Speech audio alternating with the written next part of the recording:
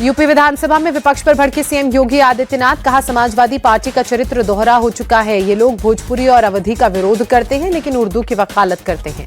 CM योगी ने कहा, ये अपने बच्चों को अंग्रेजी पढ़ाते हैं, आपको बच्चों को मौलवी बनाना चाहते हैं, ये कठमुल्लापन की ओर ले जाना चाहते हैं।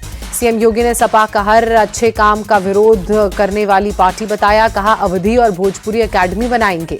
यूपी विधानसभा की कार्यवाही शुरू होते ही हंगामा, राज्यपाल के अभिभाषण के दौरान विपक्ष ने जबरदस्त हंगामा किया।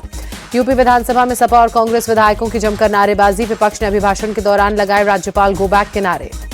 यूपी विधानसभा में राज्यपाल के अभिभाषण पर नेता प्रतिपक्ष माता प्रसाद पांडे ने कहा, राज्यपाल आधा भाषण छोड़कर चली गई, हमें लगता है कि वे महाकुंभ में हुई घटनाओं से दुखी थी, इसलिए उन्होंने पूरे भाषण को पढ़ा ही नहीं। लखनऊ में बजट सत्र से पहले सपा विधायकों का प्रदर्शन, बैनर पोस्टर लेकर सरकार के खिलाफ नारेबाजी। सपा विधायक अतुल प्रधान ने खुद को जंजीरों में जकड़ा, अमेरिका से अवैध प्रवासी भारतीयों की वापसी का विरोध जताया। सपा के प्रोटेस्ट पर डिप्टी सीएम केशव प्रसाद मौर्य ने कहा, अखिलेश यादव के पास कोई मुद्दा नहीं, अखिलेश के सवाल जनता सुनना ही नहीं चाहती। पटपड़गंज से बीजेपी विधायक रविंद्र नेगी का बड़ा दावा, एसीटीवी और कुर्सी चुराकर ले गए मनीष सिसोदिया। रविंद्र नेगी ने पटपड़गंज विधानसभा कैंप ऑफिस की तस्वीरें दिखाई, कहा मनीष सिसोदिया ने अपना असली चेहरा न दिखाया। दिल्ली के नए सीएम का रामलीला ग्राउंड में होगा शपथ ग्रहण समारोह, 3 मंचों पर मौजूद रहेंगे 150 से ज्यादा गेस्ट। शपथ ग्रहण समारोह के लिए रामलीला ग्राउंड में टेंट, कुर्सियां और सोफे लगने शुरू हुए, 30,000 से ज्यादा लोगों के शामिल होने की संभावना। दिल्ली के रामलीला मैदान पहुंचे बीजेपी दिल्ली के अध्यक्ष वीरेंद्र सचदेवा और तरुण चुग, शपथ ग्रहण समारोह की तैयारियों का जायजा लिया। फडणवीस और डिप्टी सीएम शिंदे में तकरार की खबरें महाराष्ट्र से आई सामने, शिंदे गुट के 20 विधायकों की घटाई गई सुरक्षा। डिप्टी सीएम शिंदे ने किया फडणवीस के साथ तकरार से इनकार, बगावत के समय मिली थी विधायकों को सुरक्षा।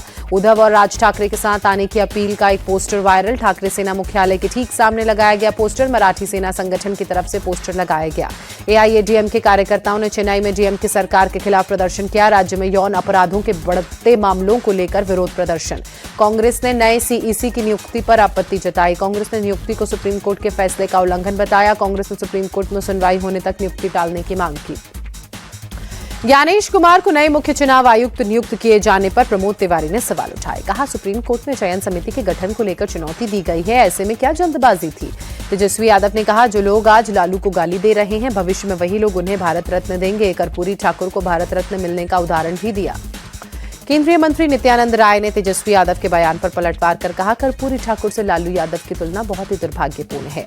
नित्यानंद राय ने कहा, लालू प्रसाद को अपहरणकर्ताओं को संरक्षण देने वाले रूप में और बिहार में जंगल राज स्थापित करने वाले के रूप में पुरस्कार दिया जा सकता है। उत्तराखंड विधानसभा के सत्र के लिए ई विधानसभा एप्लीकेशन लॉन्च हुई, सीएम पुष्कर सिंह धामी और स्पीकर ऋतु खंडूरी ने लॉन्च किया। पश्चिम बंगाल विधानसभा के शेष सत्र से निलंबित होने पर बीजेपी नेता अग्निमित्रा पॉल ने कहा, निलंबित करने से मुख्यमंत्री और स्पीकर महोदय हमारी आवाज दबा नहीं सकते हैं। रिक्शा चालक से तृणमूल कांग्रेस के विधायक बने मनोरंजन व्यापारी के रिक्शे को पुलिस ने रोका। कोलकाता में रिक्शे से आ रहे थे विधानसभा, पार्क स्ट्रीट अंचल में रिक्शा पर प्रतिबंध होने के कारण रोका गया। अश्लील टिप्पणी मामले में रणवीर अलाहाबादिया को सुप्रीम कोर्ट से बड़ी राहत, गिरफ्तारी पर फिलहाल रोक। इंडियाज गॉट टैलेंट शो मामले में अब कोई एफआईआर नहीं होगी। रणवीर अलाहाबादिया को पासपोर्ट सरेंडर करने का आदेश, अदालत की इजाजत के बिना विदेश जाने पर सुप्रीम कोर्ट ने रोक लगाई। रणवीर अलाहाबादिया को सुप्रीम कोर्ट की जबरदस्त फटकार, कहा ऐसा लगता है कि दिमाग में बहुत गंदगी भरी है जिसे उगल दिया गया।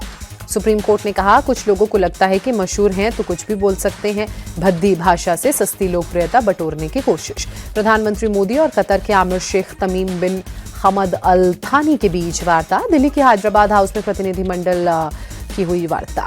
राष्ट्रपति भवन में कतर के आमिर शेख तमीम बिन हमद अल थानी का औपचारिक स्वागत, गार्ड ऑफ ऑनर दिया गया।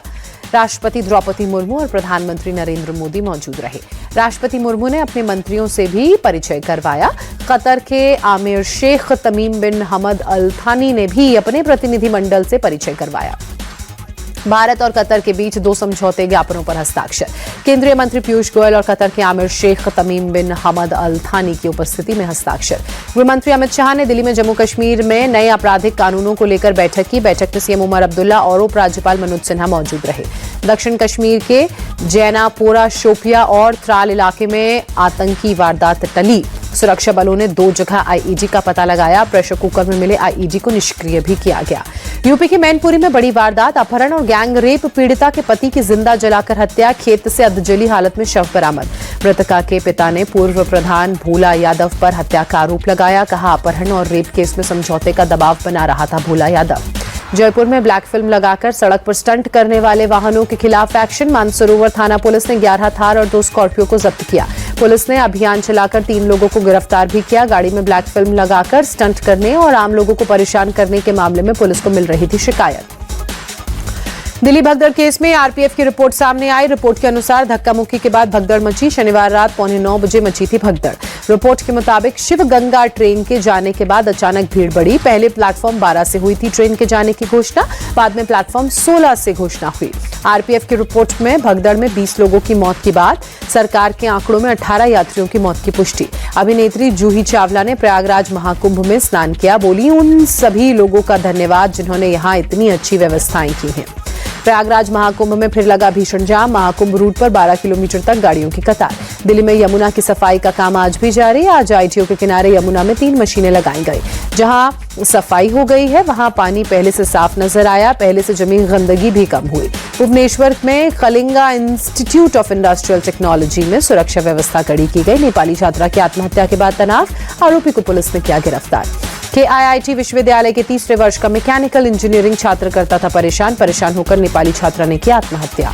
मध्य प्रदेश के भीड़ में डंपर की पिकअप से जोरदार टक्कर, हादसे में 7 लोगों की मौत, 10 से ज्यादा घायल। झारखंड के चाईबासा में सुरक्षा बलों को कामयाबी, नक्सलियों द्वारा लगाए गए आईईडी को डिफ्यूज किया। जम्मू कश्मीर के श्रीनगर में ठंड का कहर जारी। आईएमडी के अनुसार 2.0 डिग्री सेल्सियस तक गिर सकता है पारा। वाराणसी के काशी विश्वनाथ मंदिर में भक्तों का तांता, महाशिवरात्रि से पहले श्रद्धालुओं ने की पूजा अर्चना। अयोध्या में भक्तों की भारी भीड़ को देखते हुए सुरक्षा कड़ी। कुंभ में स्नान के बाद लोग भगवान राम के दर्शन के लिए पहुंच रहे हैं। पुलिस ने बड़े पैमाने पर बंदोबस्त किए। श्रद्धालुओं के लिए व्यापक व्यवस्था के इंतजाम, रो बनाई गई, एक तरफ से आने और एक तरफ से जाने का भी इंतजाम। आईपीओ लाने की तैयारी में जुटा चश्मा बनाने वाली कंपनी लेंसकार्ट मई में फाइल कर सकता है ड्राफ्ट पेपर्स। इशू से लेंसकार्ट का 8,684 करोड़ रुपए जुटाने का plan. Chinese tech company Vivo ने अपना नया स्मार्टफोन वीवो V50 लॉन्च किया। फोन के बेस वेरिएंट की कीमत 34,999।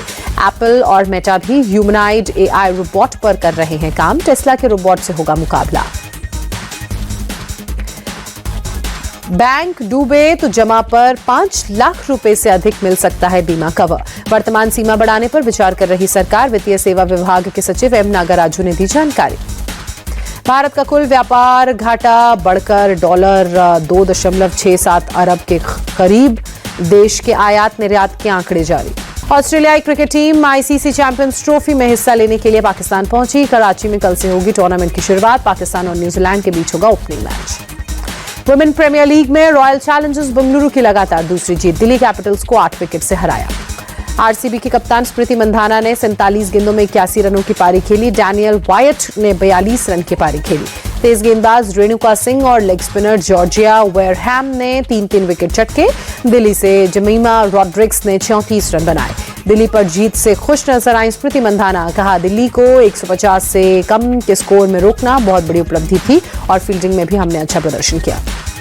दिल्ली कैपिटल्स ने 142 रन का टारगेट दिया था। आरसीबी ने 17वें ओवर में 2 विकेट खोकर जीत हासिल की। ऋचा घोष ने विनिंग 6 लगाया। हेल्थ को लेकर ओलंपिक पदक विजेता मनु भास्कर ने अपना अपडेट देते हुए कहा, कोहनी की समस्या गंभीर नहीं। फिजियोलॉजिस्ट, स्ट्रेंथ और कंडीशनिंग कोच के अलावा उनके कोच जसपाल राणा की मदद से काम चल रहा है। मनु भाकर ने खेल में वापसी को लेकर बड़ा बयान देते हुए कहा, कड़ी मेहनत करूंगी, मौजूदा प्रदर्शन से खुश हूं। महा open ATB Challengers main championship में करण सिंह, औक, राजकुमार रामनाथन हारे। मुख्य ड्रॉ के शुरुआती दौर में बाहर हुए करण रामकुमार को अंतिम क्वालिफाइंग दौर में मिली शिकस्त। चेन्नई में 23वीं राष्ट्रीय पैरा एथलेटिक्स की शुरुआत देश भर से 1476 खिलाड़ी ले रहे हैं हिस्सा। गुलमर्ग में खेलो इंडिया शीतकालीन खेल स्थगित, कम बर्फबारी होने के चलते फैसला।